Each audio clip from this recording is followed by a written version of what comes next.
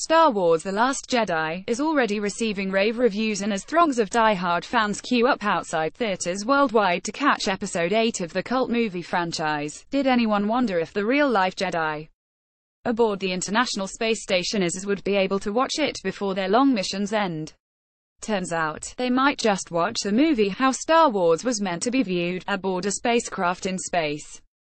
Crew members currently aboard the International Space Station won't have to wait until they return to Earth to find out if their own theories about the movie actually play out to give themselves the best permanent over-beer brag story, a lightsaber tribute to actress Carrie Fisher at the opening night celebration of Walt Disney Pictures and Lucasfilm's Star Wars: The Last Jedi in Hollywood, California. Photo Getty Images. The movie will be uplinked through a transmitter on Earth and will be downloaded by the ISS to watch at their comfort. According to a NASA press release, Dec.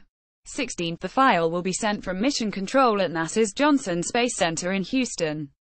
The announcement was first broken on Twitter 4 days ago by spaceflight reporter Robin C. Mangle.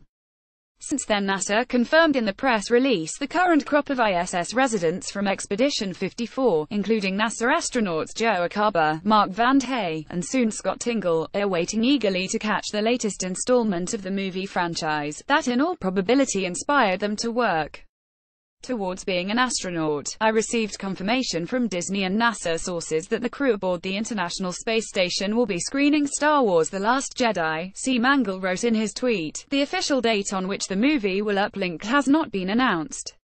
2 years ago, Disney screened the previous installment, Star Wars: The Force Awakens, for astronauts to watch in orbit.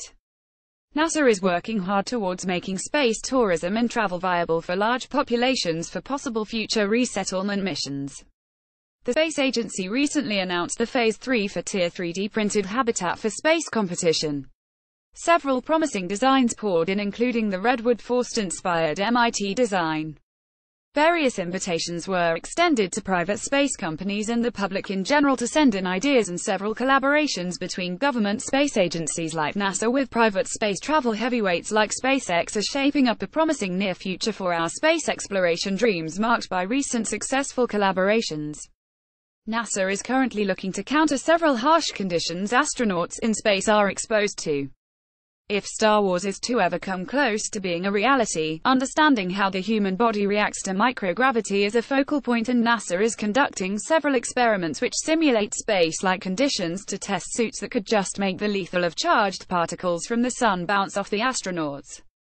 According to the release, some of the research on the next cargo resupply flight could rival the healing powers of Bacta, including a new synthetic material to accelerate bone repair, and another to combat muscle atrophy. NASA said the Kepler mission is helping explore objects further in the outer rim of the Milky Way. As scientists send objects further and further away from home base, they need communication, and NASA said their deep space network is better than the communication on the imaginary Galactic Republic, the ancient interplanetary government in the Star Wars universe. As these astronauts catch up with the latest updates on the movie franchise, they are living the life of the Star Wars characters. Peggy Wilson, NASA's record-breaking astronaut, returned to Earth in September after clocking in 665 days in space, smashing previous United States records. She, like General Leia and now Rey, commanded the space station and is the first woman to do so.